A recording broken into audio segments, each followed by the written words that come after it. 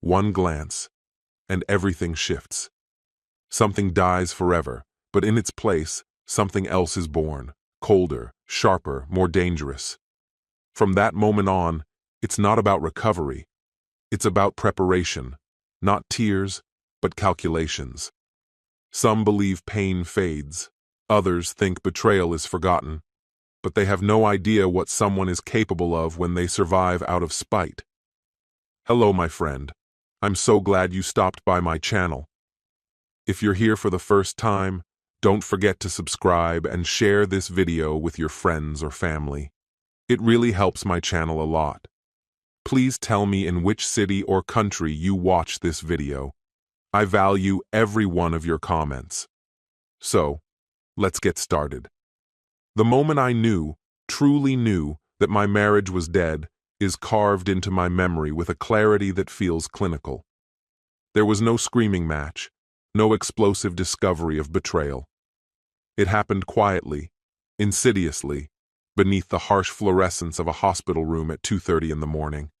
I was fighting to breathe, chest heaving, lungs burning, while my wife, Sienna, casually scrolled through TikTok, the glow of her phone painting indifference across her face.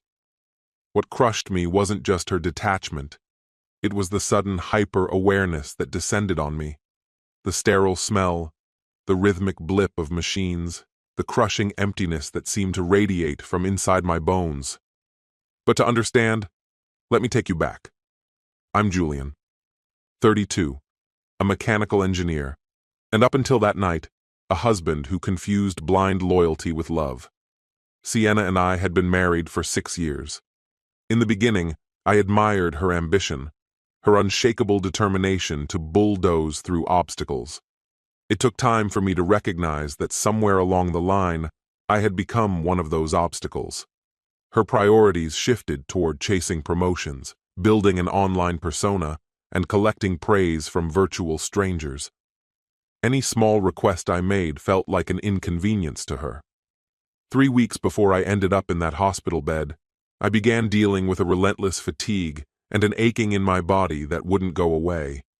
When I mentioned it, her reactions became a predictable loop of dismissal. "You're exaggerating," she'd say, barely lifting her eyes from her phone. Then the fever started, soaking sweats, chills that rattled my bones, and vivid, terrifying nightmares. Her response? "Take some Tylenol. Don't wake me unless it's serious." That was our routine, me suffering in silence, her brushing it all off as an annoyance. Then came the night everything spiraled. I woke up and couldn't feel the right side of my body. The room swayed, my heart slammed against my ribs like it was trying to escape. I called her name, panicked. She turned, barely. "You're not a kid," she said. "Figure it out." Then she rolled over and went back to sleep. Time blurred, seconds stretched into hours, as I fumbled for my phone with clumsy, unresponsive hands. Somehow I managed to call Ariana, my older sister, my emergency contact, the only person who ever showed up without needing to be asked. She lived almost an hour away, but made it in just over 20 minutes. When she arrived, I was drenched in sweat, shaking, barely coherent. Sienna made a half-hearted attempt to object when Ariana said I needed to go to the ER. "You're playing into his drama," she scoffed, waving us off like we were disrupting a dinner date. At the hospital, words like sepsis, organ failure, and unstable vitals filled the room and froze my insides. My fever had hit 104.2 degrees, and my blood pressure was plummeting. They rushed me into ICU, hooked me up to fluids and antibiotics, and scanned my body for damage. The next few days passed in a haze, flashes of ceiling tiles, mechanical beeps, and blurred faces moving around me. Ariana never left. She slept upright in a chair, held my hand when I shook, and spoke calmly when the fear overtook me. "Sienna?" She stopped by twice. The first visit she complained about the parking situation. The second time she dropped off a coffee that had gone cold and sat beside me scrolling Instagram while I lay there, barely able to move. I thought that was the worst of it. I was wrong. The fifth night in ICU delivered the final blow. I was semi-conscious, floating somewhere between waking and sedation. My fever had dipped slightly, but my body still felt like lead. Every movement was a monumental task. Then I heard footsteps, and a voice I hadn't heard in years. It was David, my cousin. We'd grown up like brothers, though life had pulled us in different directions. I'd chosen structure and stability. David had chased charm and freedom, always ducking responsibility with a grin. "He doesn't look good," he said softly, somewhere near my bedside. I heard Sienna reply, voice flat and annoyed. "Yeah, but he's stable now." There was no comfort in her tone, no concern, just a trace of irritation, like someone inconvenienced by bad timing. I forced my eyes open. Everything was blurred, but I could just make out her shape, leaning against the hospital bed, arms folded, dressed like she was going out. David stood a little too close. "We should talk outside," he whispered. "He's not even conscious," Sienna answered. "Can't move a muscle." Then she tossed her phone onto the bed and exhaled sharply. "You came all this way. I want to see you." Her words landed like a wrecking ball. She hadn't brought him to visit me. He was there for her. I don't know whether he came out of guilt, obligation, or something else, but it didn't matter anymore. Her phone buzzed again. "Just turn it off," David said gently. His tone shifted, lower now, the same voice he used back when we were kids, whenever we were about to do something we shouldn't. "No distractions," he added. Then I felt, rather than saw, his hands on her waist, guiding her away from the foot of my bed.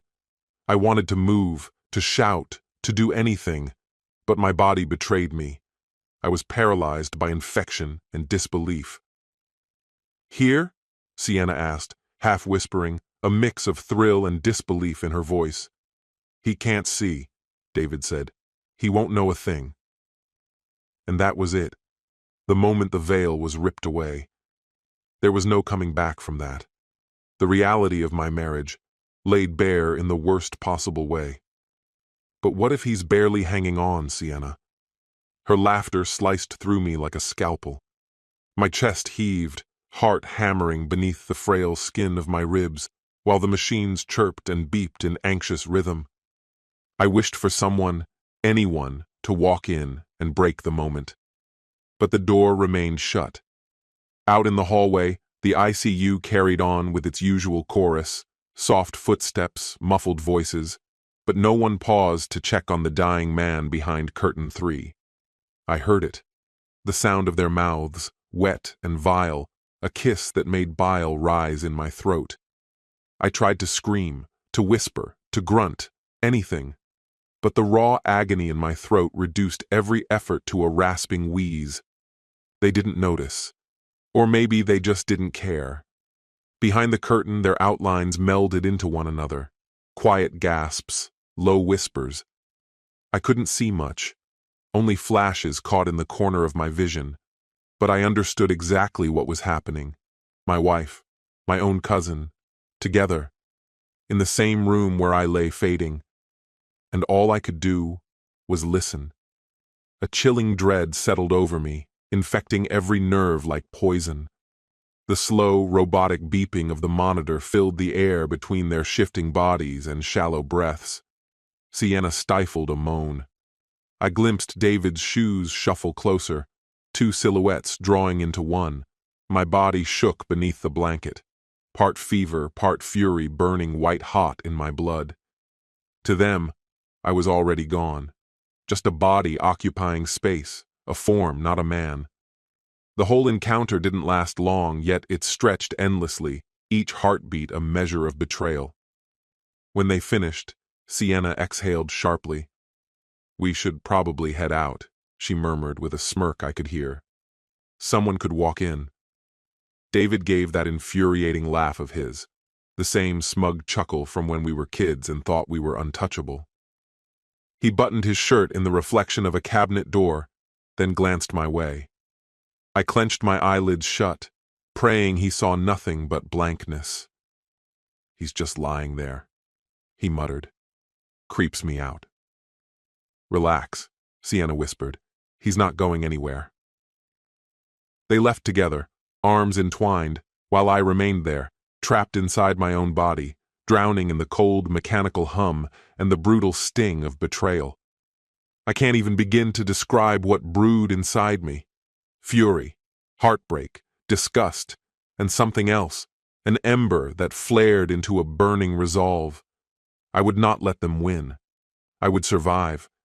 I would come back from this. And when I did, there'd be hell to pay. Exactly 1 week later, they released me from the hospital. Sienna arrived like it was a chore she'd been guilted into. You better be grateful, she said with a huff as we drove off. I canceled my lunch plans for this. I kept my expression blank, passive, meek. No sign that I knew, no sign of the truth I carried in silence. My body was weak, still trembling from the time I'd spent confined to bed. But my mind? My mind was a blade, honed to a fine edge. When we got home, she dumped me onto the couch like excess luggage and disappeared into the bedroom without a backward glance. I'm not your maid, she yelled from the hallway. Figure it out if you need something. That single sentence made my fingers clamp around the couch cushions until the pain drowned out everything else. But I stayed still. Not yet. If I made a move now, I'd lose the only advantage I had. Time. I needed to rebuild. Then, when I was ready, I'd act. And I would be merciless. I wasn't always like this. I used to believe in giving people the benefit of the doubt. I was the mediator in the family, the one who patched rifts and sought harmony. That's why I let Sienna's bitterness slide, assuming her edges would dull with time. After our father died, Mom barely kept it together, and my sister, Ariana, and I leaned heavily on one another.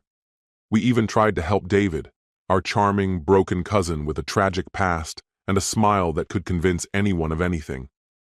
Looking back, he and Sienna were always destined for destruction, both calculating, both selfish in the most seductive ways. I was the one who introduced them, thinking I was building stronger family ties. A summer barbecue 2 years ago, I missed the early signs. I ignored the way her laughter lingered too long after his jokes, the way he hovered near her whenever I stepped away. I didn't see it. Her family didn't help either.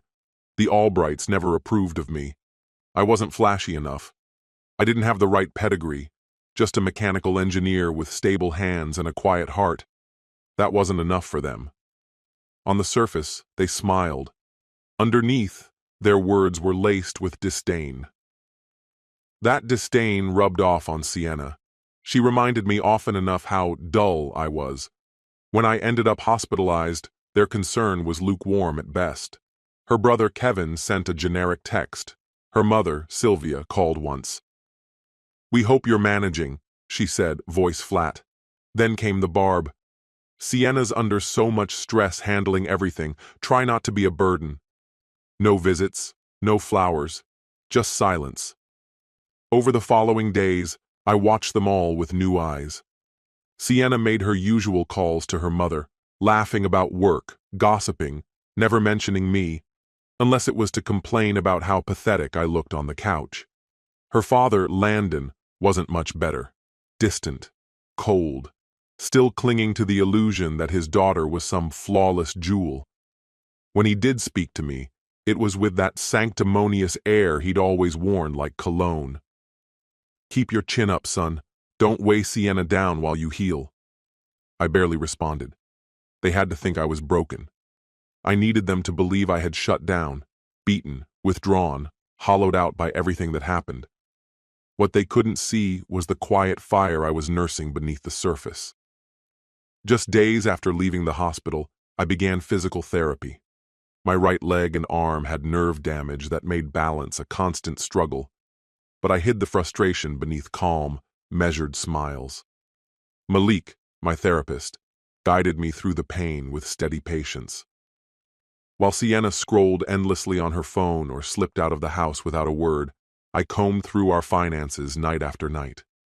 The red flags were everywhere, Lavish spa visits disguised as work expenses, bar tabs tied to hotels, charges that made no sense unless you knew what to look for. She never thought I'd go digging. I also started looking into David, his flashy Mustang, leased under outrageous terms, his job history, all over the place, his social media, a stream of designer watches and overpriced dinners, all surface, no substance. Ariana could tell something had shifted in me. One afternoon as she dropped off groceries, she paused. "You're different," she said. "Is that just recovery talking?" I offered a faint smile. "Just tired," I said, trying to stay on track. She didn't entirely buy it, but she didn't press. Her eyes swept across the apartment. Sienna's stuff was scattered everywhere, like confetti after a party. Mine was boxed up in corners, as if I barely existed in the space. "If you need anything," Ariana said, pulling me into a warm hug, "I'm here." I held on to that. I'd need it later, once everything started to unravel. It had been a month since I'd left the hospital. I was driving again, cautiously, but independently. That weekend, I picked my moment. It was a breezy Saturday, sunlight filtering in through the windows. Sienna sat sprawled on the couch, thumb glued to her phone. I took a steady breath. "We should probably talk about where this is going," I said evenly. She didn't even flinch. "Oh my God, are we still talking about the hospital?" She groaned, eyes still on the screen. "I told you, it was a high-pressure time." "It was an important deal," she added, but I cut her off, my voice cold and controlled. "Sienna." That made her look up. She froze, sensing something different. I kept going, voice lower now. "I almost died." "But you didn't," she shot back, tossing her phone aside with dramatic flair. Her eyes rolled. "You're fine. Why are we still dragging this out?" Her face was unreadable. No guilt, no pause, just emptiness. My jaw tightened as the sound of that hospital night rang in my memory. Her, him. I locked my expression. "If that's really how you see it, then this is done. I'm leaving." I stood, legs unsteady but holding.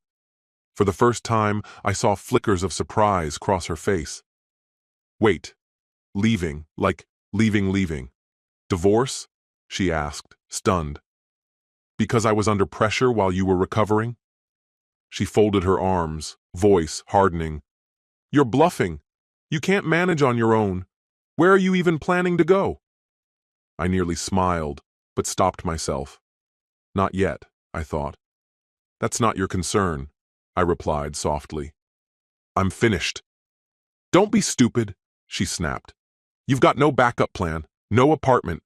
You think you can cover rent and hospital bills all by yourself? You'll be crawling back in no time." I didn't answer. I just took my keys and stepped out to my beat-up car, letting the door close behind me. Once I was out of her line of sight, I ducked behind the garage and crouched low, listening. Right on cue, she stormed to the window, peering out. She didn't see the car, and her expression twisted with confusion. I stayed still, controlling my breathing. After a few minutes, she turned away. A moment later, my phone buzzed. It was David. "Yo, man. Been a minute. Want to meet up?" I stared at the message. The audacity. They both thought I was some weak thing to step over, someone too shattered to fight back. They had no idea what I was putting in motion. I began fading from Sienna's life completely.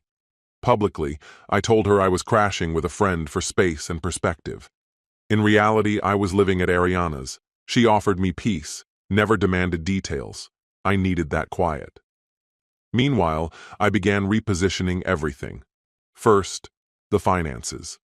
I moved my paychecks out of our shared account gradually. Sienna had already burned through her half on nonsense. I left just enough to avoid suspicion. Then came allies. I reached out to Roman, an old college friend with a gift for hacking through digital noise. He dug up dirt on David, spiraling debt, shady side gigs, a car he couldn't afford to insure. Then I set the trap. I texted David, playing dumb. "Hey man, Let's take a trip, clear our heads, see some old places. He agreed without hesitation, maybe thinking I still didn't know, or maybe just eager to flaunt. Meanwhile, Sienna's online presence shifted, cryptic posts about taking time to heal, carefully curated to hide the truth. Her parents wrapped her in support, oblivious to the reality. I hadn't been abandoned. I'd walked away, and I wasn't looking back. By the time I could trust myself behind a steering wheel, or throw a fist if it came to that, I'd worked out every last detail. Any trace of forgiveness had been scorched away, leaving only fury. The day it all kicked off didn't hint at what was coming. Sunlit skies, a breeze just warm enough to feel like things might turn around. I shot David a message. Let's finally hit that road trip today. Couldn't ask for better weather. He got back fast. I'm down. Meet at mine in an hour? I pulled into the lot outside his apartment in a beat-up SUV I'd scored, thanks to one of Roman's connections. No ID, no paperwork, no questions. David stood beside his gleaming, over-the-top blue Mustang, head down, thumbing his phone. "Long time, man," he called, flashing a grin. But there was something in his eyes, something cautious. He clocked the weight I'd lost, the worn-out look. "You're looking better," he added, testing the waters. "Thanks," I said, keeping it tight. "We straight, cousin?" he asked, stepping in for one of those awkward hug-handshake things. I forced a smile. "Course we are. Why wouldn't we be?" He paused, just long enough to wonder, but whatever doubt he had got buried under his usual swagger. We got into his Mustang. David refused to let me drive, of course, and fired up the engine like he was on a racetrack. Classic. He'd poured every dime into that car, but could barely make rent. We cruised out of the city, winding through rural roads that stretched like ribbons through nowhere. I made small talk, asked about his latest job. He launched into some spiel about a flashy new startup gig a buddy lined up for him. I nodded, threw in a chuckle when it made sense. Meanwhile, my focus stayed on the GPS Roman had hidden under the seat. He and two of my guys were tailing us in the SUV, far enough back not to spook him. They only knew fragments of what I had planned, just enough to play their part without catching heat if things blew up. After about an hour, the road thinned into an isolated stretch, trees hemming us in on both sides. No other cars. Perfect. "Pull over," I said, acting casual. "Need to take a leak."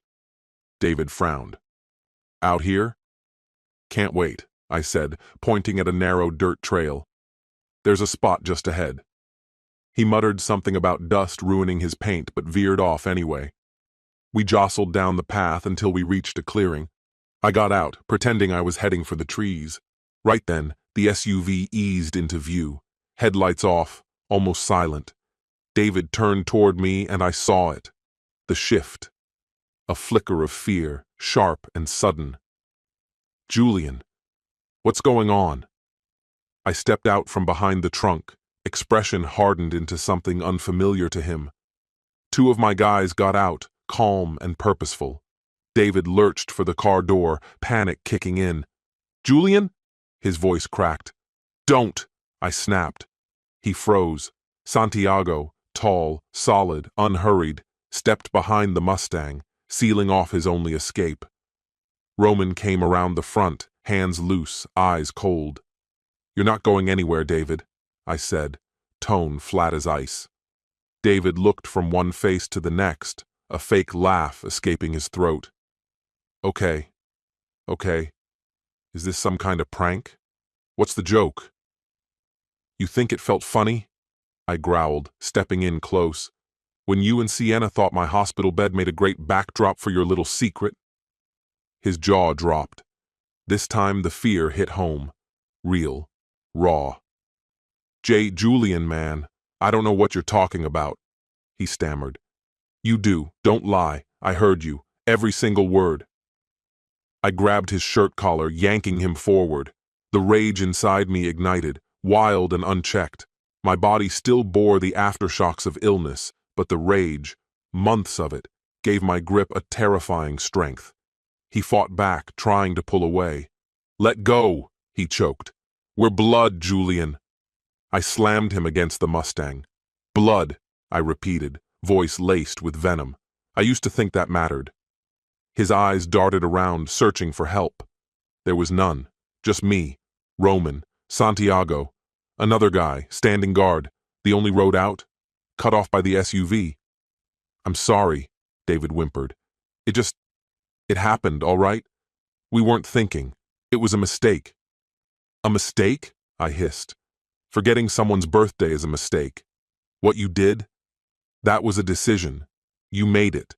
So did she. While I was fighting to stay alive, tubes everywhere, heart barely holding on, you two were hooking up." He shoved at me, desperate. I responded with a punch to the gut that crumpled him. He gasped, coughing hard, trying to breathe. It wasn't over, not even close. The fury surged hotter, my vision tinged red at the edges. The others held back, letting me finish what I'd started. I dragged David up and flung him to the ground. He hit the dirt hard, skidding across gravel, hands torn and bleeding as he scrambled back. "Julian, man, hold on. Can we just talk?" he pleaded. "Talk?" I said, closing the distance one slow step at a time. "Like how you talked to Sienna, when you thought I was unconscious?" The memory ripped through me again. Laughter, moaning, her voice, his voice. That betrayal. And the fire in me roared back to life, hotter than hell. I closed the distance and drove my boot straight into his ribs. He let out a guttural scream, crumpling to the ground, clutching himself in agony. "We'll talk after you've tasted even a sliver of what I endured," I growled, my voice shaking with fury barely held in check.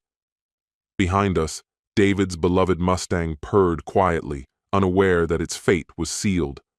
Roman and I locked eyes. He didn't speak, just reached into the back of the SUV and handed me a crowbar. David saw it and froze, terror flashing across his face. "No. Come on, man. Don't. Please." He staggered as he tried to stand, coughing, pain in every movement. I dragged my fingers across the pristine surface of his Mustang. This wasn't just a vehicle to him. It was his pride, his vanity, the shell of his identity molded into metal. "This is everything to you, isn't it?" I asked, my voice barely above a whisper. "It's just a car," he shouted, desperation cracking his voice. "I can fix it, all right? Just, please don't." But I wasn't listening anymore. The crowbar swung through the air and shattered the driver's window with a violent crash.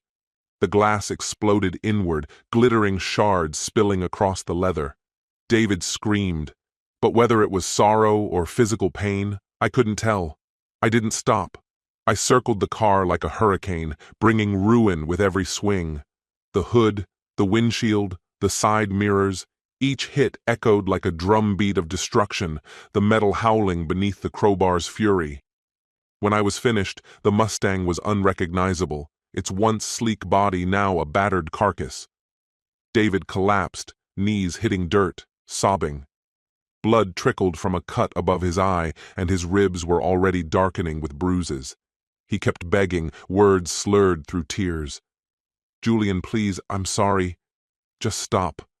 I'll do anything." The crowbar slipped from my fingers, hitting the ground with a dull thud. My chest heaved, lungs burning like I'd run for miles. I felt triumph and revulsion battling in my gut. Some part of me wanted to end it, make it unforgettable, leave him with scars he'd carry forever. But something sour crawled up my throat. Revenge didn't taste sweet. It felt like poison. "I'm not done," I muttered. He flinched, trying to shrink into what was left of the Mustang. "You can still stand. Get up. Fight me." "Julian, I can't." "Get up!" I roared, grabbing the front of his shirt and hauling him to his feet. He threw a punch, weak and wild. I slipped past it and drove a fist into his jaw. He dropped instantly, crying now without restraint. Around us, my friends stayed vigilant. Santiago's eyes flickered with something like pity. He thought I'd gone far enough. But I wasn't finished. Not yet. I reached through the shattered remains of the car's interior, pushing aside jagged glass and warped plastic until my fingers found what I was after. The key, tucked in its usual hiding spot. I held it up, then let it fall at David's feet. "The next time you even think about coming near me," I said, voice cold as steel, "you remember this. Remember what I could have done. Remember that I let you walk away." He didn't respond, just stared up at me, horror etched into his face. I turned my back and walked away. Roman and Santiago followed without a word. The SUV's engine came to life, breaking the silence as we pulled away, leaving David broken and bleeding in the dust, surrounded by the twisted remains of everything he once worshipped. The following day, something gnawed at me, an itch I couldn't ignore. I needed closure, so I found myself heading back to Sienna's. I still had a key. Part of me expected she'd changed the locks. Of course she hadn't. Typical Sienna, too proud, too confident. The door creaked open as I stepped inside. Dirt clung to my clothes, my knuckles still bruised and swollen. She was on the couch, absorbed in her phone. She glanced up, unimpressed. "You again?" she said, her tone flat. "What now?" I didn't move. The tension in the room was thick, heavy with the weight of everything unsaid. My insides churned. Everything that happened with David had started here, with her. She'd ripped apart my trust and left me hollowed out, barely human. "I know," I said quietly. She didn't look up. "Know what?" "About you and David. About the lies. You turned our life into a joke." She shrugged, barely interested. "So what?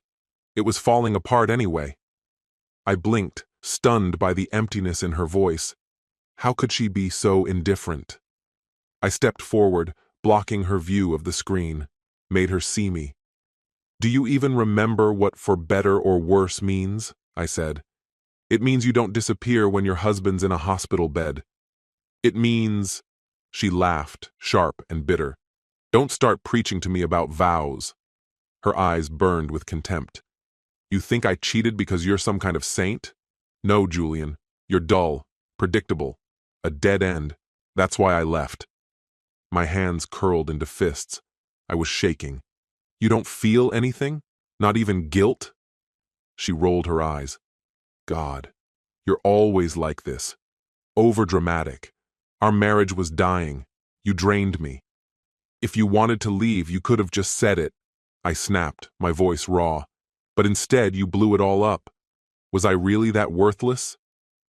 She gave a cold little laugh. "Yeah, pretty much. I let go of you a long time ago.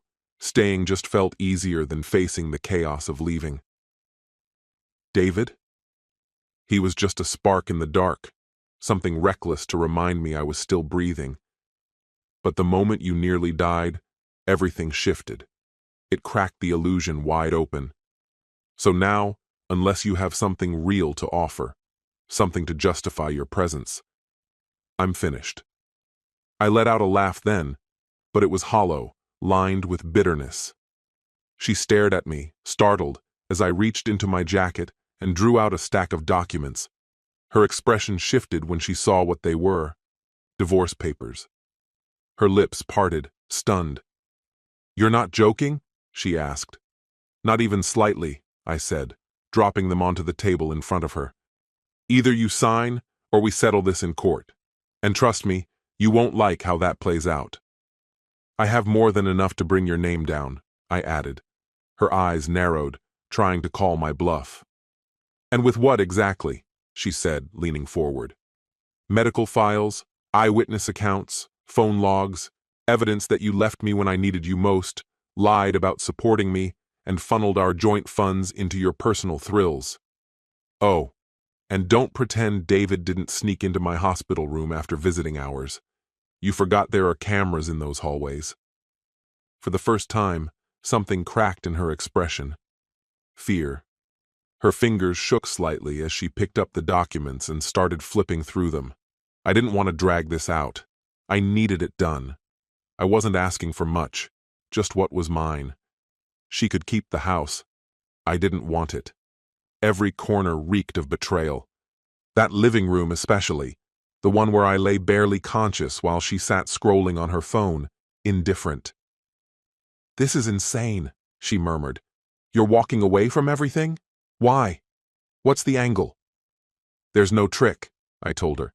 "Just leave me alone. No messages, no phone calls, no public sob stories. Don't twist the truth for sympathy. Keep it clean, and I keep it quiet. Cross the line, and I go public." She glared, exhaling hard. "Fine. Hand me the pen." I passed it to her without a word. She signed with a clipped urgency, each motion filled with irritation and defeat. When it was done, I gathered the papers and tucked them back into my jacket. A strange stillness settled over me, like the calm after a brutal storm, heavy but final. "Get out," she snapped. "This was never your home," she added icily. I nodded, heading for the door, then stopped. "Just one last thing," I said, turning slightly. "If you run into David again, actually forget it. Do what you want." She narrowed her eyes. "What does that mean? What did you do?" I shrugged. "Let's just say that Mustang won't be taking him anywhere." And I left, closing the door behind me. On the house, the pain, the marriage that had already crumbled long before I ended up in a hospital bed.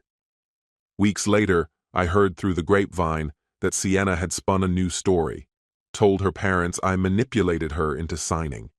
They called, enraged about the mortgage. I didn't respond, just blocked them. Ariana fielded a few of their calls and told them the truth. After that, the Albrights fell silent. David vanished. Maybe he skipped town. Maybe he's hiding, licking his wounds. I still picture him, though, crouched beside his twisted car, broken. Did I go too far? Maybe I did. But I can't say I'm sorry. In the days that followed, I stayed with Ariana. I wrapped up the legalities, saved what I could, started to rebuild. Eventually, my mother reached out. She apologized for disappearing when I needed her most. I told her some battles are meant to be fought alone. I started therapy, dug through the wreckage, the shame, the betrayal, the grim thrill of vengeance. My therapist warned me, revenge feels powerful, but often leaves a hollow space behind. I'm still figuring out who I've become. I'm not under any illusions. I'm not the hero in this story. I became someone I never planned to be. But I made it out. And Sienna? She'll never again shrug off my suffering. That's what helps me sleep. A month after the divorce went through, a message came in from an unfamiliar account. "You humiliated me. You've always been pathetic. You think this makes you strong? I'll never forgive you." It was Sienna. I didn't answer. I closed the laptop, stepped outside. The sky was cloudless, my leg ached less than usual, and the sun warmed my face. I was still standing. I thought of David again, that image of him, broken beside the wreckage. I remembered the metal folding under the crowbar, Santiago's disappointed look, the breath I took when it was all over, shaking, painful, but mine. Yes, I'm still here, but I'm not the same. Maybe to someone else I'm the villain now, but maybe that's the price of finally taking your life back. There's no tidy ending, no final clean page. Just this: I walked away. I finished it, and I kept my dignity. This story has come to an end. What's your opinion? Share it in the comments, my friend. And if you liked this story, check out other exciting videos on my channel. I'll say goodbye until the next video. See you.